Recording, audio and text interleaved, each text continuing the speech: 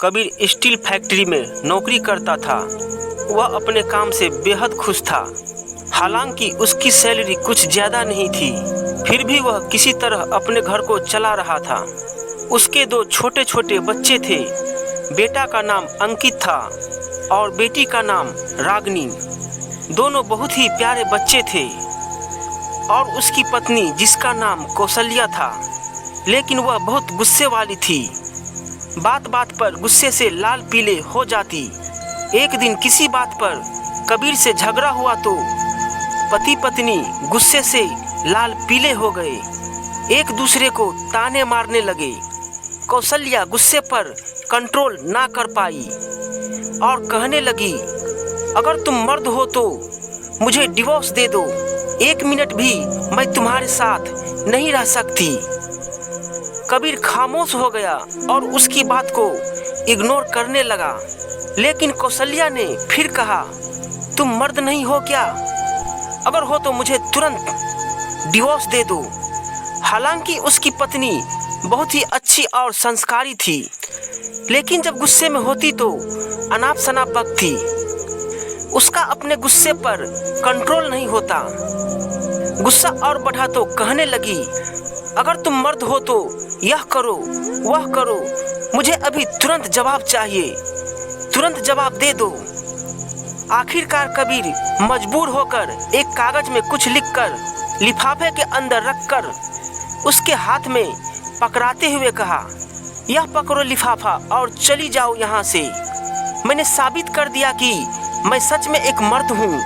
जाओ अपने मायके। कौशल्या अपना सामान बांधकर अपने मायके चली गई।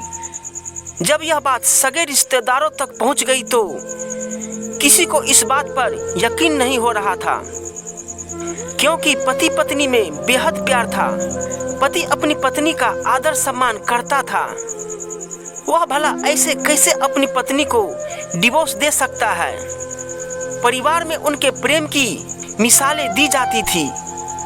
मायके में जैसे ही दिन गुजरने लगे, कौशल्या का वहाँ दिल घुटने लगा। उसे अपने कबीर के बिना बिल्कुल भी अच्छा नहीं लग रहा था। साथ ही भाभियों की ताने भी सुनना पड़ रहा था। एक दिन उसने अपने कबीर को कॉल किया और रोते हुए कहने लगी, तुम ही मेरे सब कुछ हो। मैं तुम्हारे बिना नहीं रह सकती, मुझे माफ कर दो। मैंने गुस्से में न जाने क्या क्या कह दिया। तुम मेरी जान हो। मैं तुम्हारे बिना एक पल भी नहीं जी पाऊंगी। मैं अपने घर वापस आना चाहती हूँ। मैं तुम्हारे आगे विनती करती हूँ, मुझे वापस बुला लो। मैं नहीं रह सकती तुम्हारे बिना। कबीर ने कहा, आखिर तुम मुझसे चाहती क्या हो? कौशल्या कहने लगी, मैं गलत थी। माना कि तुम मर्द हो, लेकिन मैं बेअकल औरत हूँ। कबीर कहने लगा, मैंने तो वही किया जो तुम चाहती थी। मैंने तो ऐसा कभी नहीं चाहा था। तुमने ही मेरी मर्दानगी को ललकारा था।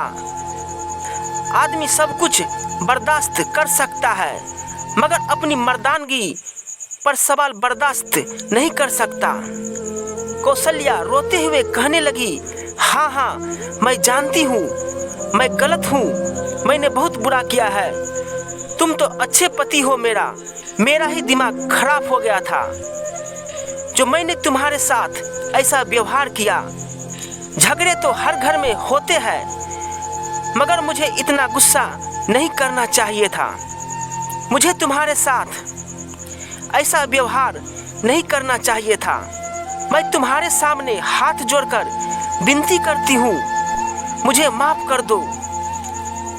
जब कबीर ने यह समझ लिया कि अब उसकी पत्नी को उसकी गलती का एहसास हो गया तो वह कहने लगा, अच्छा जाओ जरा वह लिफाफा तो खोल कर देखो जो मैंने तुम्हें घर से जाते समय दिया था।